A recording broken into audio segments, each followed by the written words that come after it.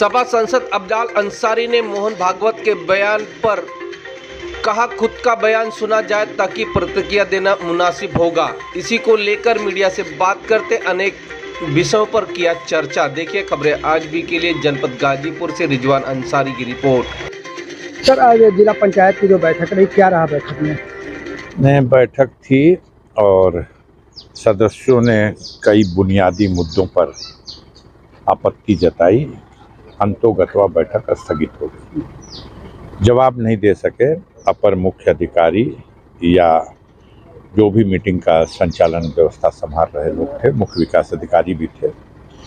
मुख्य विकास अधिकारी ने सदस्यों को आश्वस्त किया कि एक हफ्ते बाद उन बिंदुओं पर क्रम वाइज हम स्पष्टीकरण सभी सदस्यों को दे देंगे और बैठक स्थगित हुई। यही रहा। सर, इसके अलावा बात किया जाए तो मोहन भागवत का एक बयान आया है कि स्वतंत्रता जो 1947 में नहीं मिली है और राहुल गांधी ने इसको लेकर आवाज भी उठाई है। देखिए, अब किसी के बयान पर जब तक खुद आदमी बयान को सुने ना, जब तक क्रिया प्रतिक्रिया देना मुनासिब नहीं है, क्योंकि आजकल बयान कुछ देता है कोई और परोस दिया जाता है किसी और तरह से।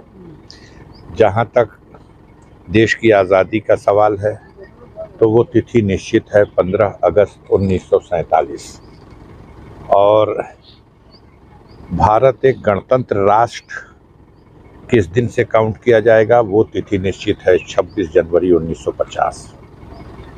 इसमें किसी तरह का इन तिथियों को न घटाया जा सकता है न बढ़ाया जा सकता है। हमारी अपनी समझ, कुछ अगर हम कुछ कहते हैं तो वो मेरी अपनी समझ हो सकती है।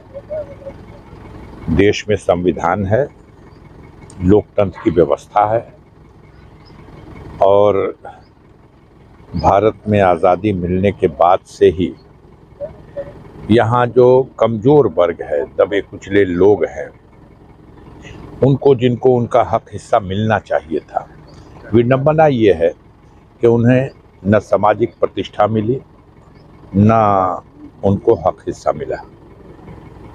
विषय यहाँ है, अब इस विषय से ध्यान हटाने के लिए कि कोई रोजी रोजगार की चर्चा न करे, कोई चिकित्सा व्यवस्था कितनी बदतर है इस पर चर्चा न करे, कोई कानून व्यवस्था की गिरती हुई स्थिति जो आए दिन हत्याएं हो रही हैं, बलात्कार हो रहे हैं, जघन्य घटनाएं घट रही हैं, इन पर कोई चर्चा न करे। तो इस तरह से कंट्रोवर्सी के मुद्दे जन्म दिए जाते हैं और बहुत सी मीडिया के साथी हमारे उन्हीं को बढ़ावा दे करके उन्हीं पर देश की चर्चा को केंद्रित करना चाहते हैं। राहुल गांधी का एक बयान आया है कि उनकी लड़ाई जो इंडियन स्टेट से है, इसको इस बयान को क्या माना जाए? ये तो आप राहुल गांधी से पूछ सकते हैं या उनकी पार्टी के नेताओं से पूछ सकते हैं। मैं इस पर क्या व्याख्या कर सकता हूँ?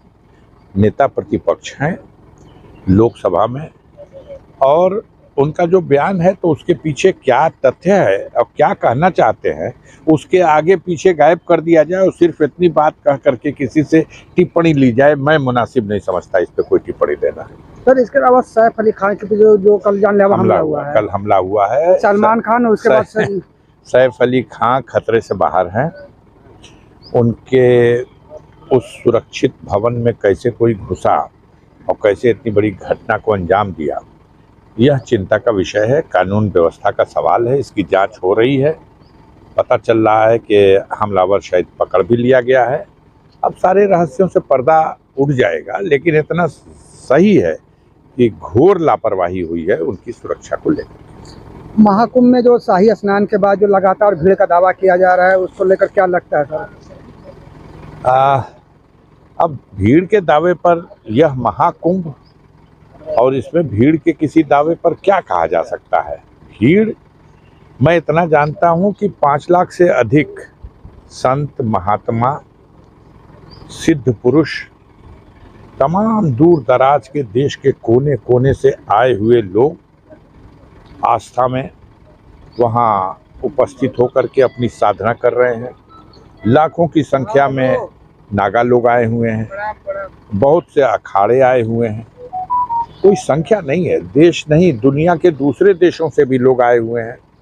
यह महापर्व है और इस महापर्व के अवसर पर वहाँ संगम में डुबकी लगाने वाले उनकी संख्या को मैं नहीं चिन्हित कर पाऊंगा। ये मीडिया के लोग चिन्हित कर रहे हैं, वो अपना देखें। मैं उस संख्या को जितनी हो जाए कम है। मिल्कीपुर का उपचुनाव होने वाला है, क्या लगता है किस इंडिया गठबंधन की क्या स्थिति रहेगी? इंडिया गठबंधन जीतेगा। सारी नौटंकी इंडिया गठबंधन के रास्ते में बाधा खड़ा करने की है। वहाँ इंडिया गठबंधन जीतेगा, पीडीए जीतेगा और तानाशाही हारेगी, सरकार की पार्टी हारेगी। निश्चित रूप से जनता फैसला ले चुकी है। कितनों तानाशाही कर लें, परिणाम समाजवादी पार्टी के पक्ष में जनता देगी। नमस्कार।